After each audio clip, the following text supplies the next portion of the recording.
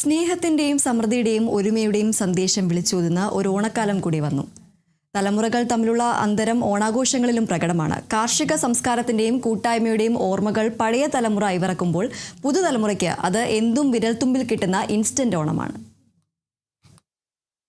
കേരള വിഷന്റെ എല്ലാ പ്രേക്ഷകർക്കും തിരുവോണ ആശംസകൾ.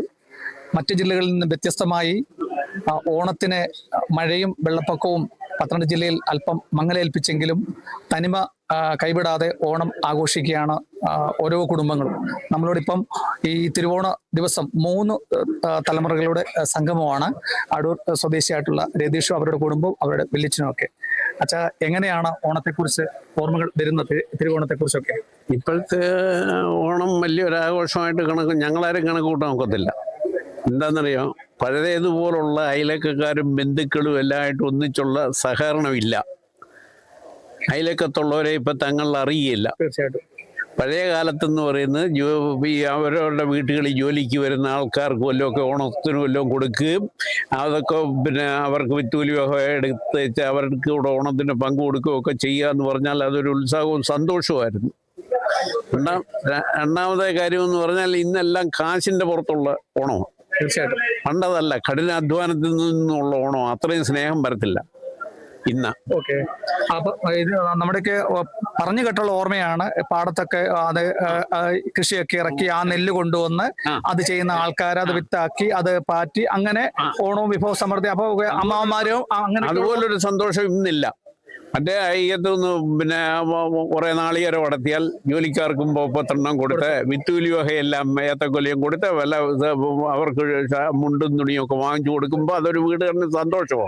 ഓണത്തെ കുറിച്ചുള്ള എന്തെങ്കിലും പാട്ടുകളോ അന്നത്തെ അത് പിന്നെ കൊള്ളാം, പന്ത് കളി, കളിത്തട്ട് കളി, കുട്ടിയും കോലും കളി, അതൊക്കെ അല്ലയോ ഞങ്ങളുടെ കൊച്ചുനാളില്.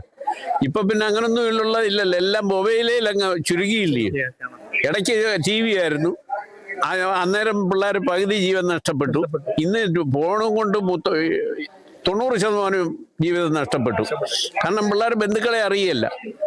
അതിലേക്കത്ത് ബന്ധുക്കൾ ആരെങ്കിലും കല്യാണം പറയാൻ വന്നാൽ ഇവൻ ഫോണും കൊണ്ട് കുത്തിയിരിക്കും. ജനലിൽ കൂടെ അങ്ങിട്ടേക്കാൻ പറയും കുറി. വീട്ടിൽ തൂത്ത് കളിക്കാൻ വരുന്നവർ വന്ന് വീട് തൂത്ത് തളിക്കുമ്പോഴായിരിക്കും ഇല്ല കല്യാണക്കുറി കിടക്കുന്ന കാണുന്നത്. അന്നേരം വീട്ടുകാരറിയില്ല ഇങ്ങനെ കല്യാണം വന്ന് പറഞ്ഞതായിട്ട് പോകത്തുമില്ല. ബന്ധം അവിടെ വെച്ചങ്ങ് തെറ്റി. അങ്ങനെയാണ് ഇന്ന് ബന്ധകാലത്ത് പറഞ്ഞല്ല. രണ്ടാമത്തെ കാര്യം, സ്ത്രീകൾക്ക് ഇന്നത്തെ സ്ത്രീകളുടെ ഗുളിക വാങ്ങിക്കാനായിട്ടാ പുരുഷനെ തിരഞ്ഞെടുക്കുന്നത്. കാരണം ജോലി ചെയ്യില്ല. പണ്ടൊക്കെ എന്ന് പറഞ്ഞാൽ നെല്ലുകുത്ത്, മിറ്റം തൂപ്പ്, പിന്നെ ഈ വെള്ളം കോരല്, കല്ലേ വലിച്ച് അരയ്ക്കുക, തുണിയലൊക്കെ, ഇത് 5 സ്ത്രീക്ക് നല്ല ആരോഗ്യവും രോഗവും വരികയില്ല. ഇന്നതല്ല. ഇന്ന് കല്യാണം കഴിച്ചാൽ ഉടനെ പിറ്റേന്ന് തൊട്ട് ഗുളിക വാങ്ങിക്കാനാ ഭർത്താവിന്റെ ജോലി. അല്ല വേറെ അത്രയും വ്യത്യാസമുണ്ട്. പുതിയ തലമുറ എങ്ങനെയാണ് രതീഷെ കാണുന്നത്? കണ്ടോ ഇപ്പൊ തന്നെ? അതെ, തീർച്ചയായിട്ടും നമ്മൾ ഈ വർഷത്തെ ഓണാഘോഷം ഇവിടെ എത്തിച്ചേർന്ന എല്ലാവരോടുള്ള നന്ദി അറിയിക്കുന്നു. അതോടൊപ്പം എനിക്ക് മനസ്സിലായ ഒരു കാര്യം, എൻ്റെയൊക്കെ ചെറുപ്പകാലത്ത് നമ്മളുടെ വീട്ടില് നെല്ല് വയലിലുണ്ടായിരുന്നു. അപ്പൊ ആ വയലിൽ നിന്ന് അത് കുത്തി ഇവിടെ കൊണ്ടുവന്ന് അത് പിന്നെ കുത്തുന്ന അവസ്ഥയിലാണ് നമ്മൾ നെല്ല് പുഴുങ്ങി കുത്തിയായിരുന്നു ഞങ്ങളുടെയൊക്കെ ചെറുപ്പകാലത്ത്. പനമ്പെന്ന് പറയാം, അതെ, പരമ്പിലിട്ടായിരുന്നു നമ്മൾ ചെയ്തുകൊണ്ടിരുന്നത്. പക്ഷേ ഇപ്പോഴത്തെ കാലഘട്ടത്തിൽ നമ്മുടെ കുഞ്ഞുങ്ങൾക്ക് അത് അറിയില്ല, ഏതാ നെല്ല് വരുന്ന വഴി പോലും അറിയാത്തൊരവസ്ഥയിലാണ്. പക്ഷെ എങ്കിലും നമ്മൾ ഈ കാലഘട്ടത്തിൽ ഓണം നന്നായി ആഘോഷിക്കാൻ ശ്രമിക്കുന്നു, വളരെ സന്തോഷത്തോടെ ആഘോഷിക്കാൻ ശ്രമിക്കുന്നു. ഈ കാലത്തെ ഓണത്തിൽ നമ്മുടെ കുഞ്ഞുങ്ങളുടെ ഓണമാണ് ഏറ്റവും കൂടുതൽ. കുഞ്ഞുങ്ങളുടെയും നമ്മുടെ സ്ഥാപനത്തിന്റെ ഓണമാണ്. അത് ഇൻസ്റ്റന്റായി മാറി എന്നുള്ളതാണ് യാഥാർത്ഥ്യം. അല്ല രതീഷ്, ആ കാലഘട്ടത്തിലെ നമ്മുടെ ബന്ധു വീട്ടുകളിൽ നിന്നും അമ്മാവന്മാരും എല്ലാവരും വരിക, അത്തം കഴിഞ്ഞാൽ പിന്നെ ഓരോ ബന്ധു വീടുകളിൽ പോവുക, അങ്ങനെയൊക്കെയുള്ള ഓർമ്മകളൊക്കെ ഉണ്ട്. തീർച്ചയായിട്ടും ഞങ്ങളുടെയൊക്കെ ചെറുപ്പകാലത്ത് നമ്മുടെ ആദ്യത്തെ ദിവസം ഇപ്പൊ തിരുവോണം നമ്മുടെ വീട്ടിലാണെങ്കിൽ പിറ്റേ ദിവസം അമ്മയുടെ വീട്ടിലേക്കുള്ള യാത്രയുണ്ടായിരുന്നു. ആ ദിവസങ്ങളിൽ മറ്റു അമ്മാവന്മാരും ചേട്ടന്മാരും വല്യച്ഛന്മാരും ഒക്കെ എത്തുന്നൊരു ചടങ്ങുണ്ടായിരുന്നു. ഇപ്പൊ അങ്ങനെയുള്ള യാത്രകൾ കുറഞ്ഞു എന്നുള്ളതിനാണ്. എന്റെ ചെറുപ്പകാലവും ഇപ്പോൾ നമ്മൾ കമ്പയർ ചെയ്യുമ്പോൾ അതിന്റെ എണ്ണം യഥാർത്ഥത്തിൽ കുറഞ്ഞായിട്ടാണ് നമ്മൾ കാണുന്നത്. അല്ല, അന്നത്തെ കാലഘട്ടത്തിൽ സിനിമ കാണുന്ന ഒരു അപൂർവ ഭാഗ്യമാണ്. ഇവരാരെങ്കിലും കൊണ്ടുപോകണമല്ലോ. അതെ, അന്നത്തെ കാലത്ത് ഈ തിരുവോണം ഊണിന് ശേഷം ഉച്ച കഴിഞ്ഞ് സിനിമയ്ക്ക് പോകുന്ന ഒരു ഏറ്റവും വലിയൊരു പ്രോഗ്രാം ആയിരുന്നു അന്നത്തെ. ഇന്നത്തെ കാലത്ത് കുട്ടികൾക്ക് മൊബൈലിലൂടെ ഓൺലൈനിൽ ബുക്ക് ചെയ്യുന്നു.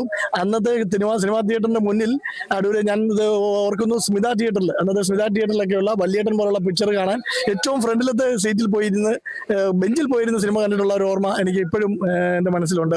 ഇപ്പോഴത്തെ കുഞ്ഞുങ്ങൾക്ക് ആ ഒരു ഓർമ്മയിലേക്ക് എത്തിയിട്ടുണ്ടോ എന്ന് സംശയം. അവരെല്ലാം ഓൺലൈനിൽ ബുക്ക് ചെയ്തിട്ടാണ് ഓണത്തിന്റെ ആഘോഷങ്ങളിലേക്ക് പങ്കെടുക്കുന്നത് എന്നുള്ളതാണ് സത്യം. ഇത് മക്കളായി രണ്ടുപേരല്ലേ? എങ്ങനെയാണ് രണ്ട് ഓണത്തെ കുറിച്ചൊക്കെ നിങ്ങളുടെ സ്കൂളിലൊക്കെ എന്തായിരുന്നു ഓണം?